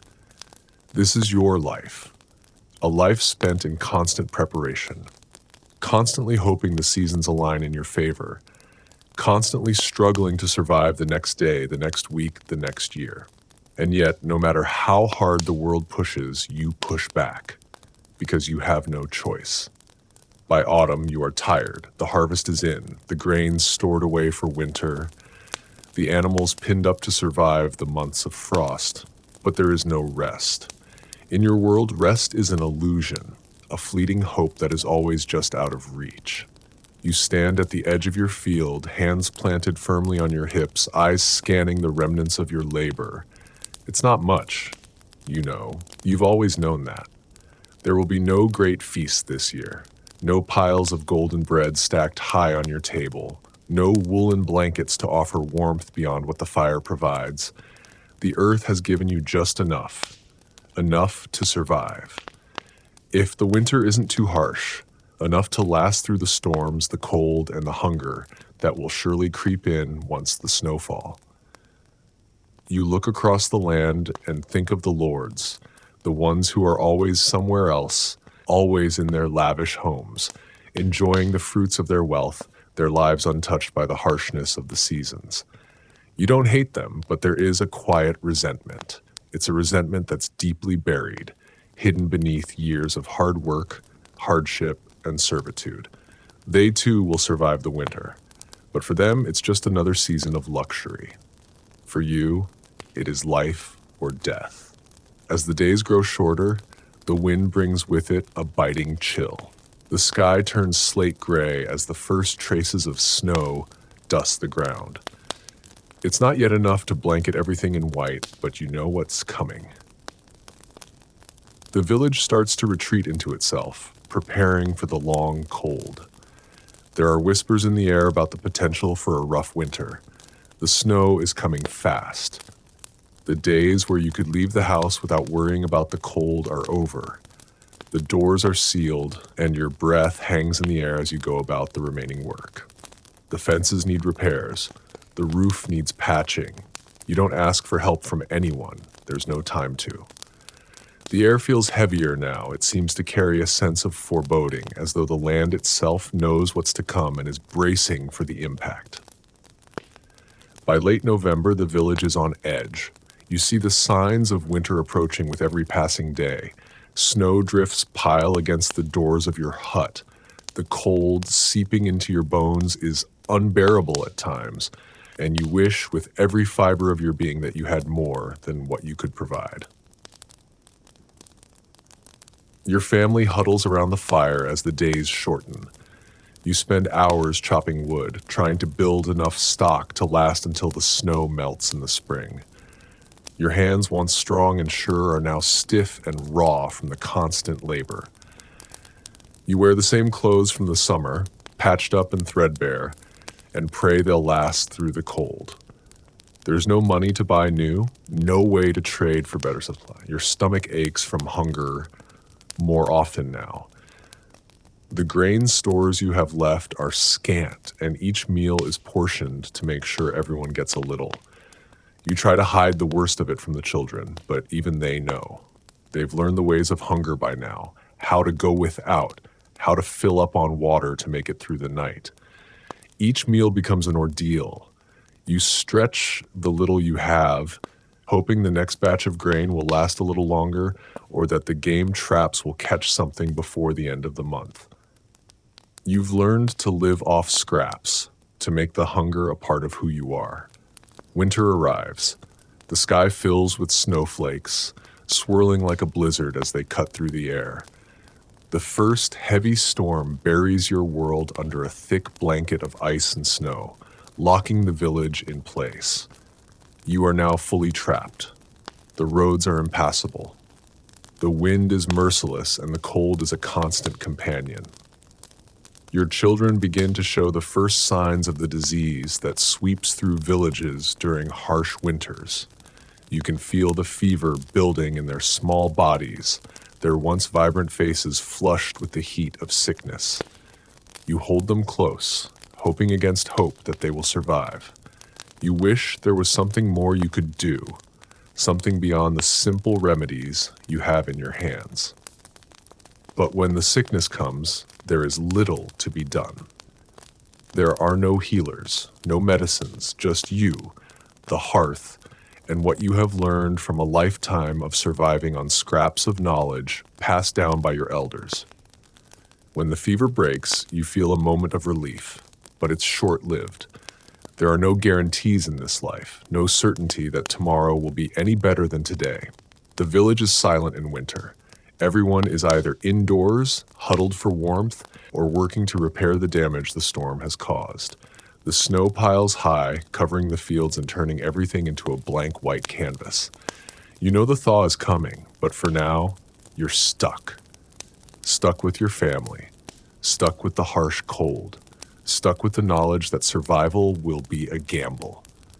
Christmas comes and goes unnoticed by the majority. For the first time in years, there is no feast, no joy, no celebration. Only the grinding, relentless work of making it through the season.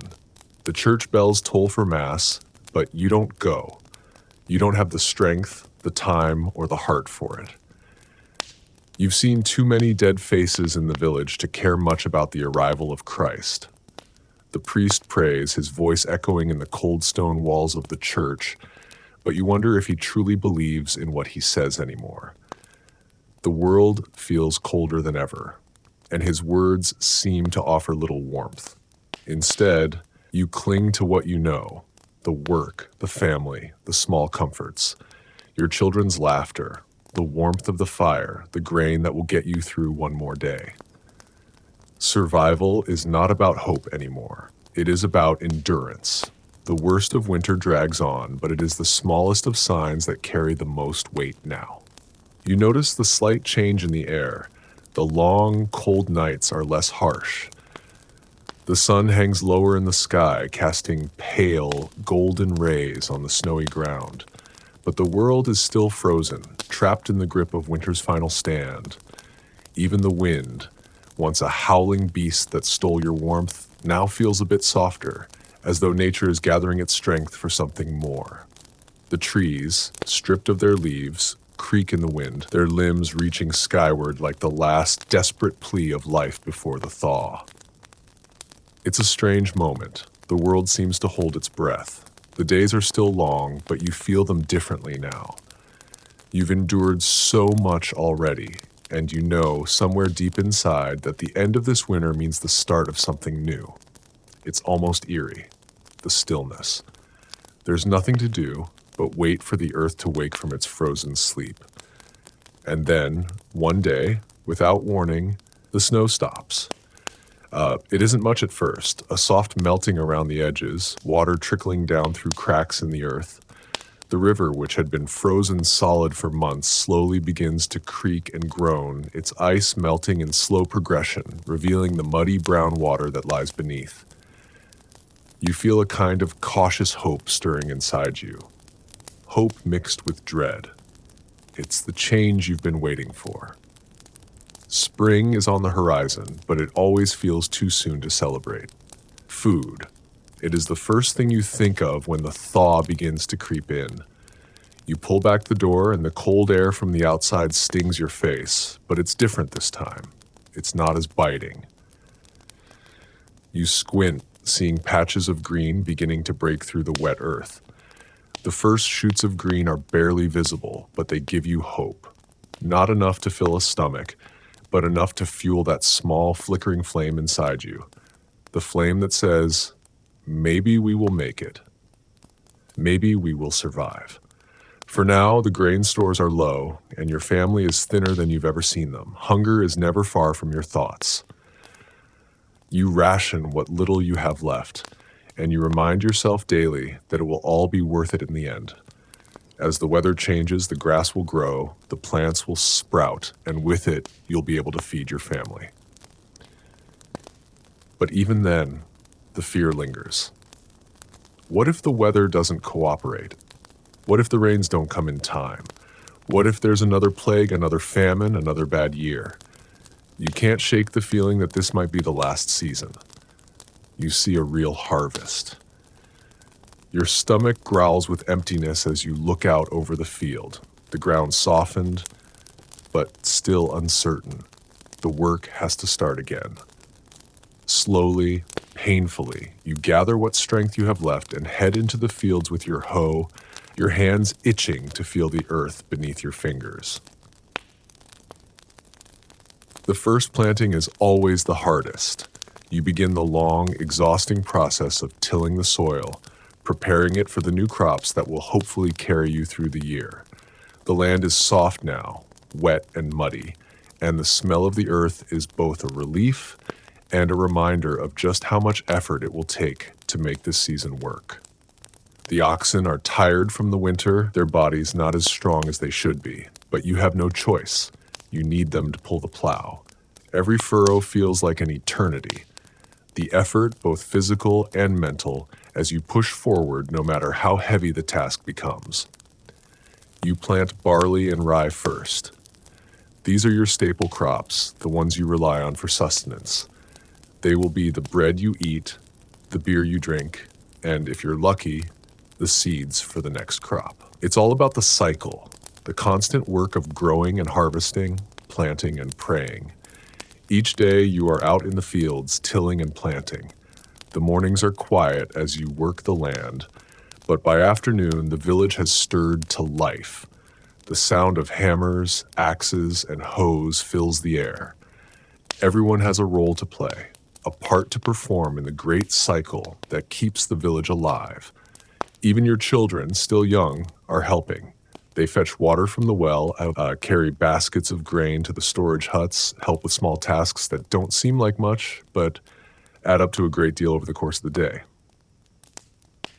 I wonder how much longer you'll stay awake, or have your eyes started to slow, your heartbeat softened, and your mind begun to drift away from reality. If you've started to yawn lightly, then maybe I've done my job well. You watch them grow, their hands becoming callous just like yours. As the days lengthen, you feel the weight of your toil in every muscle, in every sore joint. You are used to exhaustion by now. It's the rhythm of your life, the drumbeat that never stops, never fades. You work until your fingers are raw, your knees ache, and your back feels as though it might break from the weight of it all. But this year, you have hope. The first green shoots are finally visible. The rain comes in fits and starts more often than you'd like, but it's enough. The crops are starting to show signs of life. The wheat rises slowly, almost imperceptibly from the ground, as if it too is trying to remember what it means to thrive after the long winter. And in the distance, you see the trees beginning to bud. The first hints of green are enough to make your heart race. The world is not just surviving, it's coming back to life. This is the cycle of your life, an endless dance between destruction and renewal, between hope and despair. It's a life that seems to never stop, to never give you a break. But in each small victory, each day that you and your family survive, there is something precious. There's the simple joy of seeing your children's laughter in the spring air. There is the knowledge that you made it through another winter, another round of hardship and hunger. You have survived, and that is all that matters. Spring, though welcome, is never without its burdens. The earth may thaw, and the seeds may sprout, but the work is just beginning. As the days grow longer and the warmth begins to return, the landscape around you changes. The quiet of winter is replaced by the steady hum of labor. Each field needs tending, every plow and sickle sharp, every animal fattened for the coming months. There are no vacations, no breaks in the world you live in. Each season is merely a different stage in the cycle of survival. You begin to realize that survival is not just about physical labor, it is also about mental strength. Each day you wake with the thought of how to keep your family fed, how to ensure your children are not sent to bed hungry, how to keep them warm when the cold winds blow through your humble home. But survival has a price. It takes something from you every year, maybe not in physical form, but in the erosion of your spirit. You see your neighbors work tirelessly, their faces lined with years of toil. You see your own reflection in the muddy water of the stream, your face aged beyond its years, your once strong hands now shaking with fatigue. Yet still you endure. Summer brings both the hope of abundance and the threat of drought. The plants in the fields need constant care, watering, weeding, protection from insects, and most of all, sunlight. If the rains do not come in the right measure, if the sun does not shine when it should, your crops will fail, and you will be left with nothing. The air grows thick with the scent of growing things, crops stretching toward the sky, grass pushing through the earth, the smell of hay freshly cut and stacked in bundles. The work doesn't stop, but there is a certain satisfaction in seeing the green of the land again. The crops pushing upward in defiance of the harsh months before. Your children grow alongside the crops. You watch them growing stronger and taller, each year another step toward adulthood.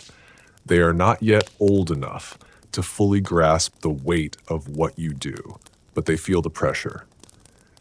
They see the anxiety on your face when the harvest is uncertain, when there's no meat on the table.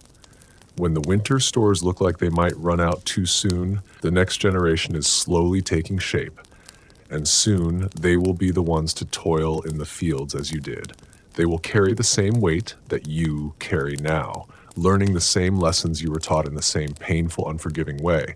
You've already taught them the most important rule of life here: never stop working.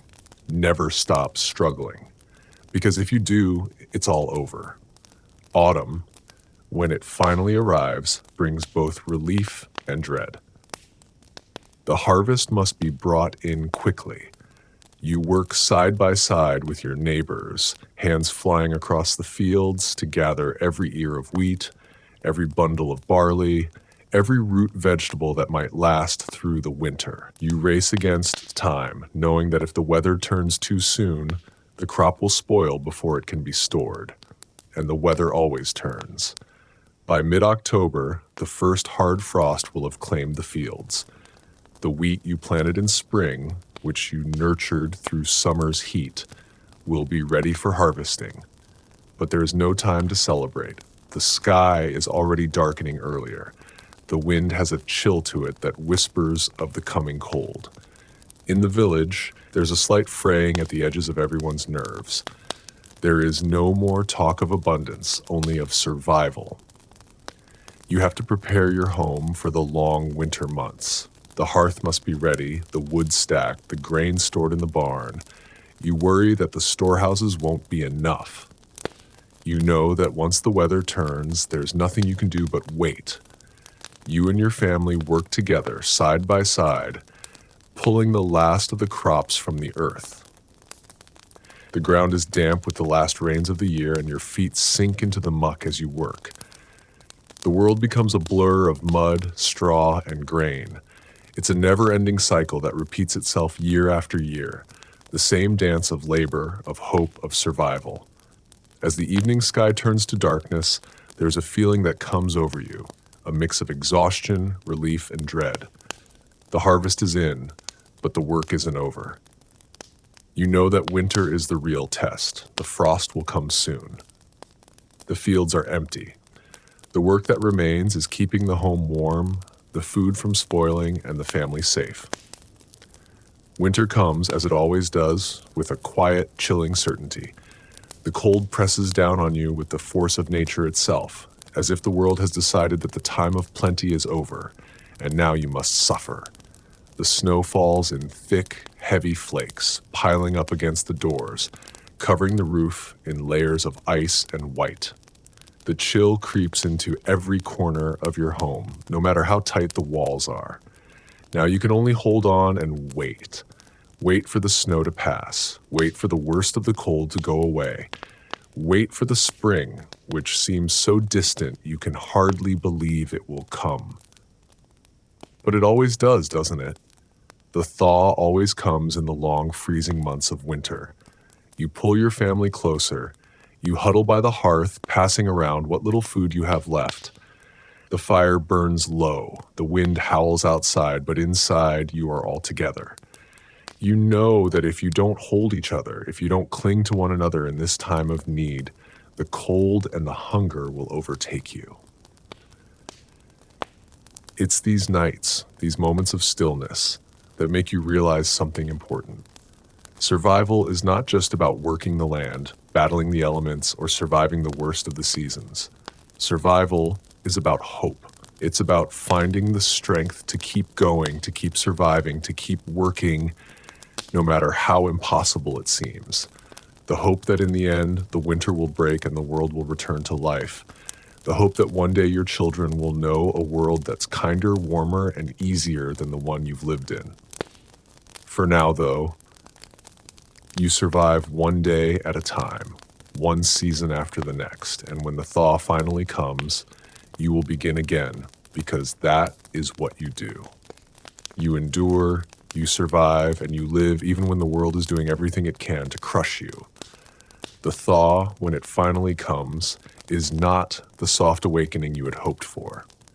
It is harsh and violent, the earth reluctantly pulling itself free from the icy grip of winter.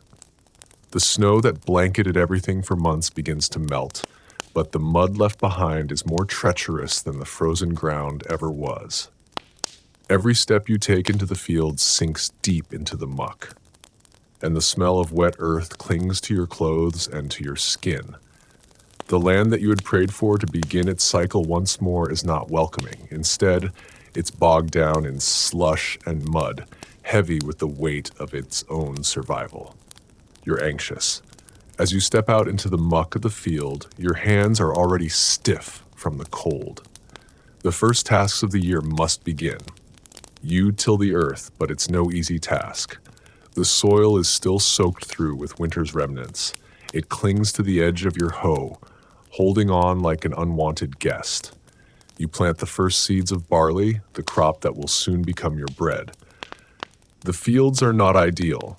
You know it, and you can feel the weight of uncertainty pressing on your chest. Will they grow? Will the rains come? Will the sun shine long enough to ripen the crops? Or will you see the same failure again? Hope is something that grows with each seed you plant and dies when the drought comes. It's a fragile thing, too fragile to think about much, but you cling to it anyway because what else is there? You can't abandon it even if you want to.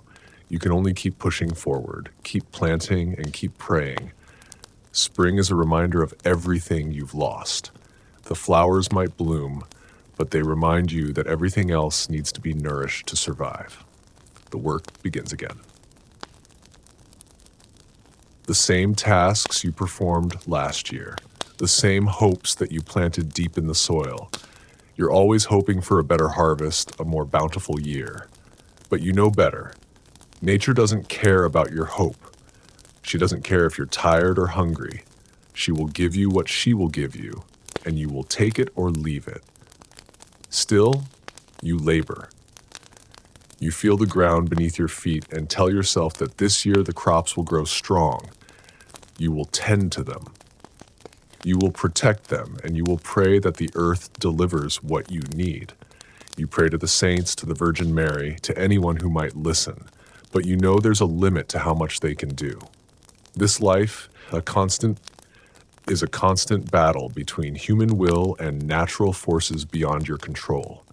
Each day you rise earlier, work harder, and sleep less. Your children help where they can, but they are too young to understand the weight of what it means.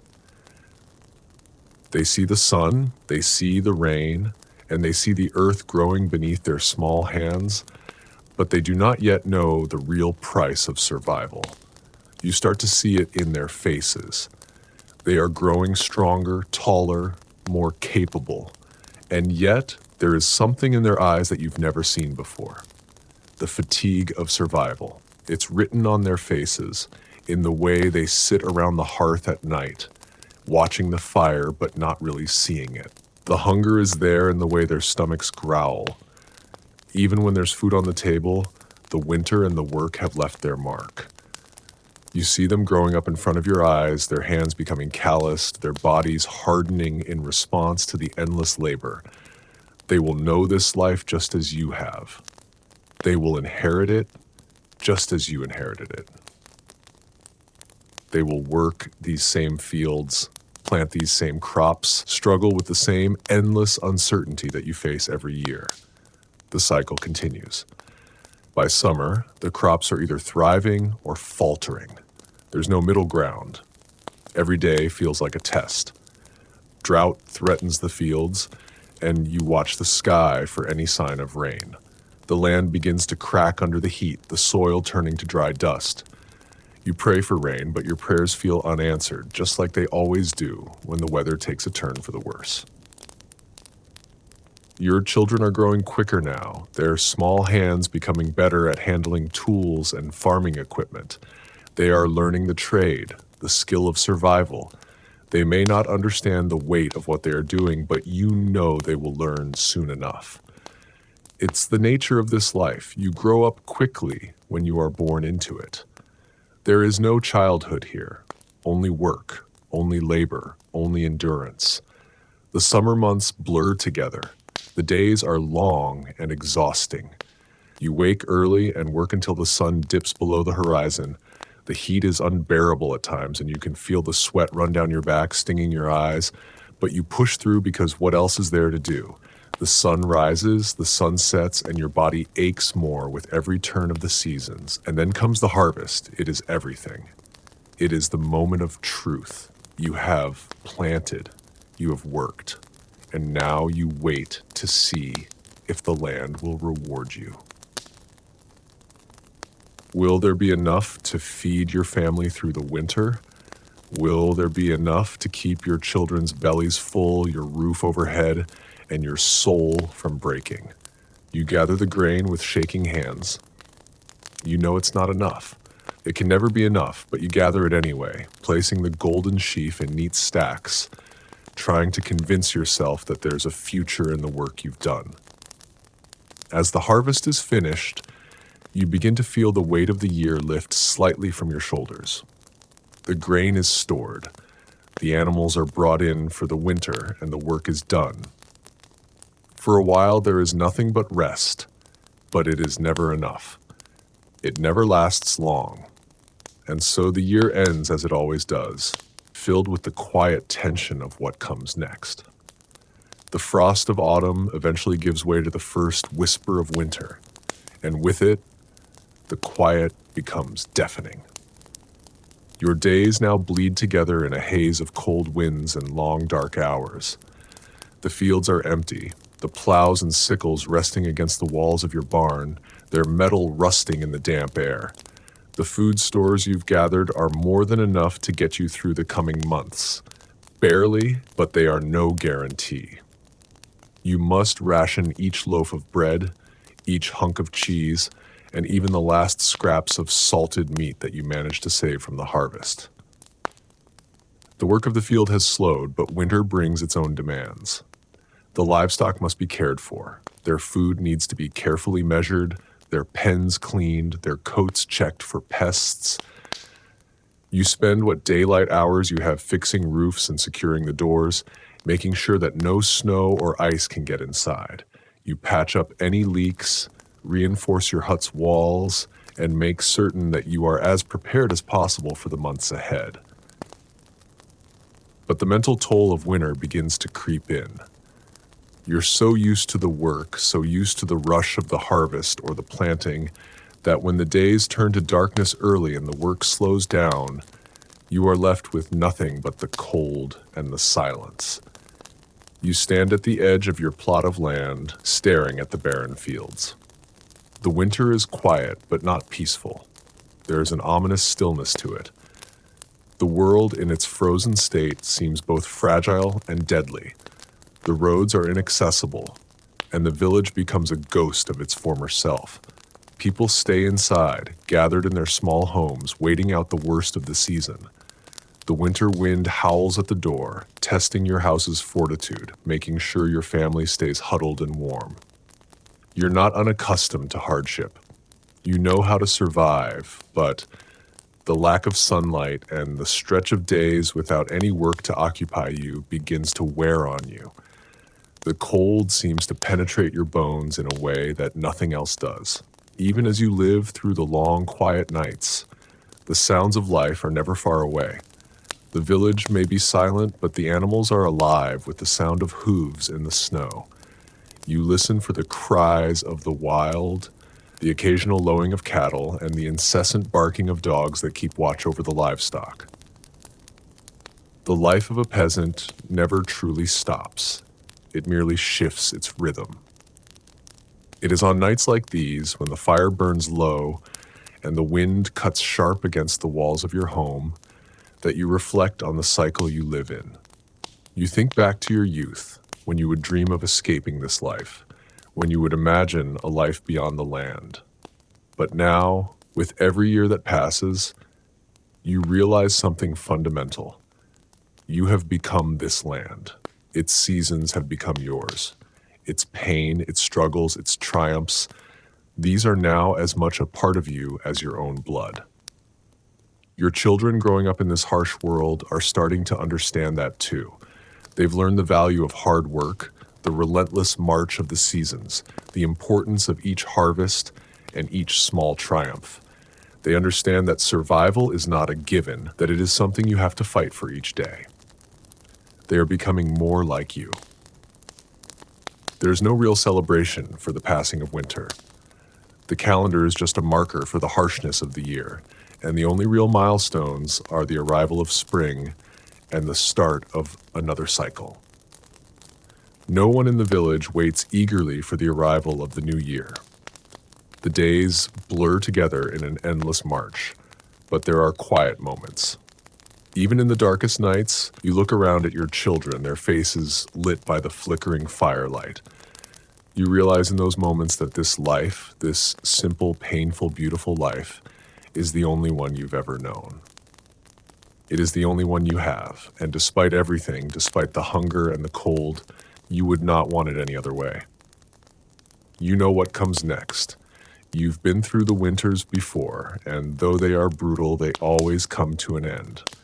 The frost will break, the snow will melt, and life will once again spring from the earth. You will plant your fields, tend your crops, care for your animals, and repeat the cycle. It will never be easy, but it is your life. And like every peasant who has ever lived before you, you will endure. You will live through the next winter and the next and the next, because what else is there to do? By the time spring arrives, you are ready. The snow has retreated. The ground softens and the first buds appear. Delicate but unmistakable. The world is awakening. It always does. Even after the hardest of winters, the first fresh shoots of grass, the bright green of newly budding trees, nature always begins again. But you know better than to trust it all. You wait. You know the harvest will be hard. You know the work will not end. But you also know that as long as you are here, as long as you and your family are alive, you will keep pushing forward. You will keep planting. You will keep tending the earth, and you will keep living, because that is all you know. The spring comes in fits and starts, as it always does. The earth is reluctant to let go of the cold, clinging to the remnants of winter's icy grip. But gradually the warmth begins to creep in. The ground softens, the first buds peek out, and slowly but surely the rhythm of the seasons picks up again. As the earth begins to thaw, so does your work. The days grow longer, and you return to the fields, hoe in hand, ready to start anew. You dig deep into the soil, breaking through the thick clumps of earth, loosening it up for planting. The effort is backbreaking, and yet there's a sense of familiarity, a comfort in the hard physical labor. This is your life. The soil, the sweat, the relentless march of the seasons. You are bound to it, and it is bound to you. You plant the first of the season's crops with as much hope as you can muster, though you know better than to believe in the land's mercy. The sun may shine, but the rain may never come. The harvest may be bountiful, or it may be a failure, but you do what you've always done. You work, you plant, you pray, and you wait. The fields are not kind to you, but the work is always the same. You are always tied to it, tied to the land that gives you what it will, whether you deserve it or not. The rhythm of your labor begins again. The days pass in a blur of hard work and endless chores. There's no time for rest, no time for leisure. Every moment is spent in service to the land, to the animals, to the survival of your family. You wake at dawn and work until the last of the light fades. You feed the animals, repair the fences, tend the crops, mend the thatch on the roof, and still there is always more to do. It never stops. You look at your children now, older, stronger, their muscles taut from the work they've learned. They are becoming part of the land, part of the cycle that shapes you all. They are learning, just as you did, that survival is about endurance, about pushing through the toughest of times and never giving up. Your eldest son now carries the same look of determination you wore in your youth. He is strong, capable, and soon he will be old enough to take on more responsibility, to shoulder the weight of the family and the land. You know that when you are too old to work the fields, he will be the one who rises before the sun, who labors under the harsh summer sun, who sacrifices his own well-being for the sake of those he loves. And yet you also know that his life will be no easier than yours. The weight of the land, the seasons, and the lords who own everything will follow him just as it followed you. But it will be his to carry now, and one day he will pass it to his children just as you have. As the summer rolls in, the crops begin to show their first signs of life. The barley, the oats, the wheat all begin to grow, albeit slowly. You tend to the fields, watching the plants carefully, praying for the right amount of rain, the right amount of sunlight. The work is never ending, but there is something comforting in the process. You see the progress, the tiny buds of grain appearing where there once was only bare earth. It is a small victory, a reminder that you can still make things grow even in the face of all the adversity. But you know the danger is never far behind. There are signs in the sky, the clouds that roll in thick and fast, the change in the wind that hints at a storm coming. You brace yourself, knowing that it could be the difference between another failed harvest and a prosperous year. The rains come not in soft, nourishing drops, but in torrential downpours that flood the fields, wash away the young plants, and leave you with nothing but mud. The earth swallows your labor, and the despair sets in again. You feel the weight of your work, the sweat of your brow, the hope that has risen inside you, only to be dashed by the weather. This is the way of it always. You watch as the floodwaters rise, as the grains are drowned before they have a chance to grow. There is no crying for what's lost. There is no time. You gather the remnants of the crop and turn your focus to the next task, the next cycle. The land will continue whether you can keep up with it or not. By autumn, the days feel heavier. You spend the months leading up to harvest in a state of constant apprehension, checking the weather, watching the skies, praying for the best. You gather what you can from the earth, knowing that you will need every last bit to survive the coming winter. Every kernel of grain is vital. Every potato pulled from the soil is one more meal that might save your family. But you know better. Even now, when the harvest is brought in and the grain is carefully stored away, there is always that fear, the anxiety that you won't have enough to make it through the cold months. The village shares what it can, but there's little enough for everyone. There is no surplus, no extra. What you grow is what you get. And if it's not enough, well, you'll make do. The winter looms again, but for now, you can rest, barely. The grain is stored, the firewood is stacked high, your family is inside, gathered around the warmth of the hearth, and you can almost forget the outside world. The cold is biting, but you know that if you've made it this far, you can survive a little longer. You settle into your hut, your home, and for the first time in a long time, you allow yourself to rest. Your children sleep peacefully, their bellies full for once, and you know you've done your best. You've made it through the storm, through the cycles of hope and despair, and lived to see another year. This is your life. This is your survival. And no matter how hard it is, no matter how many challenges the earth throws at you, you will keep going because there is nothing else.